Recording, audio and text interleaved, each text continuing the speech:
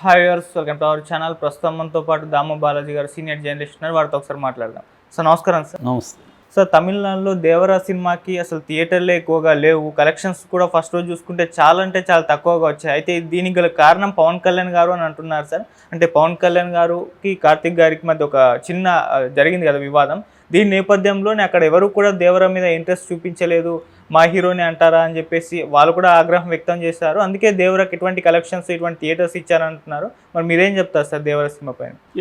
ముందు నుంచి కూడా తమిళనాడులో తమిళ ఫీలింగ్ కానీ, తమిళ భాషాభిమానం కావచ్చు, తమిళ ప్రాంతీయ అభిమానం కావచ్చు ఎక్కువ ఉంటుంది. అంటే ద్రవిడియన్ భాషల్లోనే తమిళ భాషకు సంబంధించి వాళ్ళకి చాలా ఎక్కువ అభిమానం ఉంటుంది.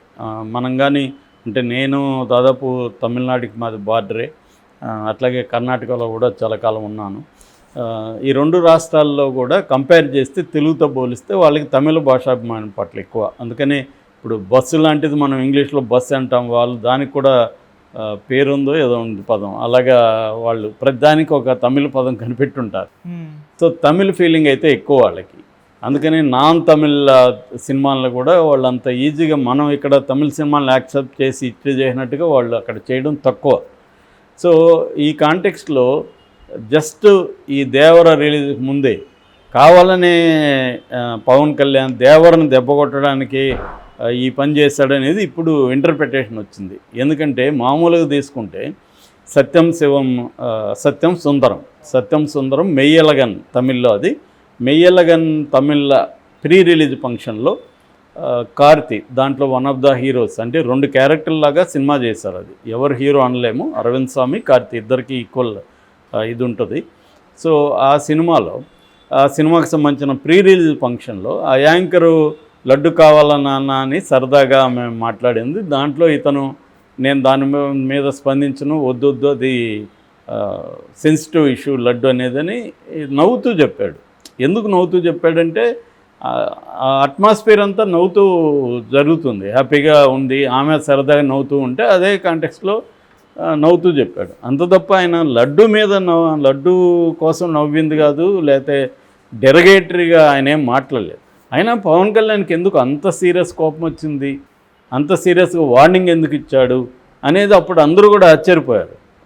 నిజానికి ఆంధ్రప్రదేశ్లో తెలుగు రాష్ట్రాల్లో కూడా ఇదేంటి ఇది ఆ వీడియో ఈ వీడియో రెండు చూసినప్పుడు ఎందుకు అంత పవన్ కళ్యాణ్ ఆవేశపడ్డాడు అని చాలామంది అనుకున్నారు. కానీ నిజానికి ఇది పవన్ కళ్యాణ్ దేవరని దెబ్బ కొట్టడానికి మనసులో పెట్టుకునే చేశాడని ఇప్పుడు ఎన్టీఆర్ అభిమానులు అంటున్నారు. ఎందుకంటే మామూలుగా అయితే అది అనాల్సిన అవసరం లేదు. పవన్ కళ్యాణ్కి తెలుసు ఈ కాంటెక్స్ట్లో అతను అంటే వాళ్ళకి కోపం వస్తుంది, దేవర సినిమా అక్కడ ఇబ్బంది అవుతుందని. దానికోసమే పవన్ కళ్యాణ్ అన్నాడని, నిజంగా అలా అన్నాడో లేదు మనకు తెలియదు. ఆయన హిందుత్వలో తీవ్రవాదిలాగా ఆయన మాట్లాడడం అనేది అప్పుడప్పుడు చేస్తుంటాడు.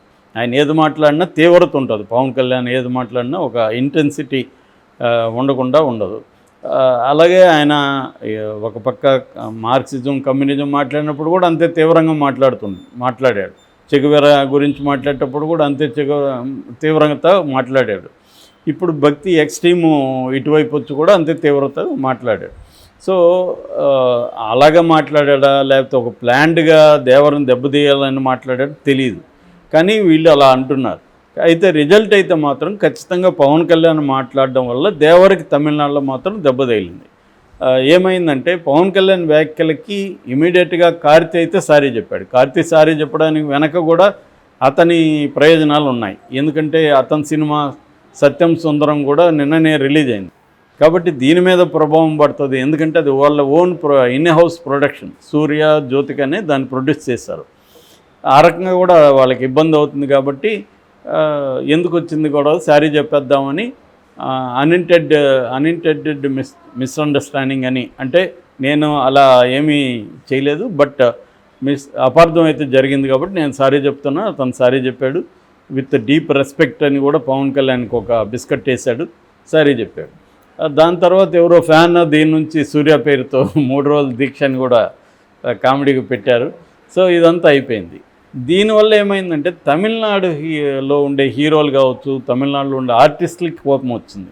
ముఖ్యంగా నాజర్ ఆయన పొలిటికల్గా కూడా యాక్టివ్గా ఉంటారు. ముఖ్యంగా యూనియన్ పాలిటిక్స్లో యాక్టివ్గా ఉంటారు, తమిళ్ ఇండస్ట్రీలో యాక్టివ్గా ఉంటారు. కొంత ఆయనకి చైతన్య స్థాయి కూడా ఎక్కువ, నాజర్కి అనేక విషయాల పట్ల ఆయన స్పందిస్తూ ఉంటారు. సో ఆయన స్పందించాడు సీరియస్గా, అందరికి లెటర్లు రాశాడు. ఇదేంటిది, మనం చేయని తప్పుకి అతను బెదిరించడం ఏంటి, మనం సారీ చెప్పడం ఏంటి, ఒక తెలుగు హీరో మన తమిళ హీరోని బెదిరించే ఇది అతనికి ఎవడిచ్చాడు హక్కు అన్నట్టుగా అతను మాట్లాడాడు. కానీ ఎవరి సమస్యలు వాళ్ళకు ఉంటాయి ఇక్కడ. సో ఆ రకంగా తమిళనాడులో ఇది కొంత వైరల్ అయింది. దీంతో అందరూ ఖండించలేదు ఓపెన్గా, కానీ ఎక్కువ మందికి అయితే ఇది కోపం వచ్చింది. ఎందుకంటే అతను ఏమన్నా తప్పు చేస్తుంటే కార్తీ పర్వాలేదు, అతనేం తప్పు చేయలేదు, సెన్సిటివ్ ఇష్యూ అని మాట్లాడలేదు, కరెక్ట్గానే కదా డీల్ చేశాడు. అతనేమి లడ్డు గురించి ఏమీ బ్యాడ్ జోక్ కానీ ఏమీ వేయలేదు. సో నిజానికి సోషల్ మీడియా చూస్తే లడ్డుల మీద విపరీతమైన జోకులు పేలుతున్నాయి. సో మనకి ఒక ఇర్రెవరెన్స్ అంటారు, ఇర్రెవరెన్స్ అంటే మనకి ఇష్టమైన దాని మీద కూడా మనం జోకులు వేసుకుంటాం. మన సమాజం అనేది మనకి ఇష్టమైన వాళ్ళ మీద జోకులు, మన క్లోజ్ ఫ్రెండ్ మీద జోకులు వేస్తాం, మన తల్లిదండ్రుల మీద వేస్తాం, దేవుళ్ళ మీద వేస్తాం, అందరి మీద, దేవుళ్ళ మీద కూడా బోల్డ్ జోకులు ఉన్నాయి, బోల్డ్ సోకాల్డ్ అసభ్య స్టోరీస్ కూడా మన దేవుళ్ళ మీద ఉంటాయి. అంత మాత్రాన అదేదో భక్తికి వ్యతిరేకం అనేమి కాదు. సో కానీ ఆయన అయితే అది కూడా ఏం చేయలేదు. కానీ ఇతను చేయడం వల్ల వాళ్ళు తమిళ ఇండస్ట్రీ సీరియస్గా తీసుకునిందని, అందుకోసం నిజానికి ఈ మెయ్యలగన్ అనే సినిమా పెద్ద మాస్ సినిమా కూడా కాదు, అది కొంత మల్టీప్లెక్స్ సినిమానే. ఎందుకంటే మనకి 96 తీసిన హీరోని డైరెక్టరే దీన్ని తీశాడు.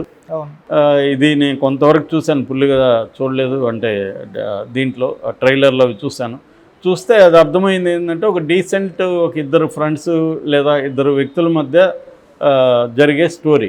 అది పెద్ద మాస్ ఎలిమెంట్లు, పాటలు, డ్యాన్సులు, రొమాన్స్లు అవేమి లేవు. ఎక్కువ భాగం డైలాగ్స్తో నడుస్తుంది. రివ్యూలు చూస్తే కూడా అదే తెలుస్తుంది. మరి ఇటువంటి కాంటెక్స్లో ఆ సినిమాకి అన్ని థియేటర్లో అవసరం లేదు తమిళనాడు, కానీ దానికి ఎక్కువ ఇచ్చి దీనికి థియేటర్లు ఇవ్వలేదు. ఏది దేవరకి మల్టీప్లెక్స్ థియేటర్లు ఇవ్వలేదు, ఇవ్వాల్సినంత. ఇటు మాస్ సింగిల్ స్క్రీన్లు కూడా ఇవ్వలేదు. దానివల్ల దేవర కలెక్షన్లు చాలా ఘోరంగా ఉన్నాయి. నిజానికి ఓల్డ్ వైడ్గా దేవర కలెక్షన్లు బ్రహ్మాండంగా వచ్చాయి. నిన్న దాదాపు 140 కోట్ల కలెక్షన్లు దేవరకు వస్తే తమిళనాడులో 20 లక్షలు కూడా రాలేదని చెప్తున్నారు. సో ఇది దీనికి కారణం పవన్ కళ్యాణ్ ప్లాన్డ్గానే ఇది చేశాడనేది ఎన్టీఆర్ అభిమానుల ఇంటర్ప్రిటేషను.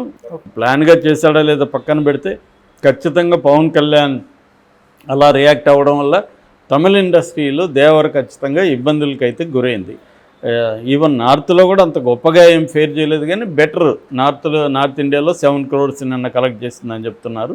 కర్ణాటకలో కూడా బెటర్గానే 80 lakhs వరకు పైన కలెక్ట్ చేస్తుందన్నారు. కేరళలో ఎలాగో అక్కడ చిన్నది కాబట్టి అక్కడ 30 lakhs అని చెప్తున్నారు. ఇక్కడ కేరళ కంటే కూడా తమిళనాడులో తగ్గింది. నిజానికి తమిళనాడులో తెలుగు పాపులేషన్ కూడా గణనీయంగా ఉంటుంది. సో థియేటర్లు కానీ దొరుకుంటే జూనియర్ ఎన్టీఆర్కి మంచిగా ఉండేది. ఎందుకంటే తను అక్కడికి కూడా వెళ్ళి ప్రమోట్ చేశాడు. అక్కడ వెట్రిమారన్ని కూడా అప్పీల్ చేశాడు, మీరు నాతో ఒక సినిమా చేయండి సార్ అని ఓపెన్గానే స్టేజ్ మీద అడిగాడు. సో అలాగా తను ఏంటంటే తమిళ ఇది కూడా బాగా ఉంది, తనకి అండర్స్టాండింగ్ కూడా ఉంది జూనియర్ ఎన్టీఆర్కి. సో అలాగా తమిళ దీంట్లో కూడా చేశాడు. పైగా వాళ్ళకి సంబంధించిన అనిరుద్ధ్ రవిచంద్రన్ కూడా మ్యూజిక్ చేశాడు. ఆ రకంగా తమిళనాడులో కూడా కొద్దిగా బడ్జ్ అయితే వచ్చింది, ప్రీ రిలీజ్ బడ్జ్. కానీ రెండోది అక్కడేం పెద్ద సినిమాలు కూడా ఇప్పుడు లేవు, ఓన్లీ మెయ్యలగానే నిన్న రిలీజ్ అయింది. కానీ దానికి థియేటర్లు ఇచ్చి దీనికి ఇవ్వలేదు. ఇది పవన్ కళ్యాణ్ వల్లే జరిగిందనేది ఒక ఇప్పుడు వినిపిస్తున్న మాట. ఎందుకంటే మామూలుగానే నెగిటివ్ టాక్ ఎప్పటి నుంచో దేవర మీద స్ప్రెడ్ చేస్తున్నారు, తెలుగుదేశం వాళ్ళు కావచ్చు, నందమూరి ఫ్యాన్స్ కావచ్చు. ఇప్పుడు ఇంకా రిలీజ్ అయినాక కూడా కొద్దిగా డివైడ్ టాక్ అయితే వచ్చింది ఫస్ట్ డే.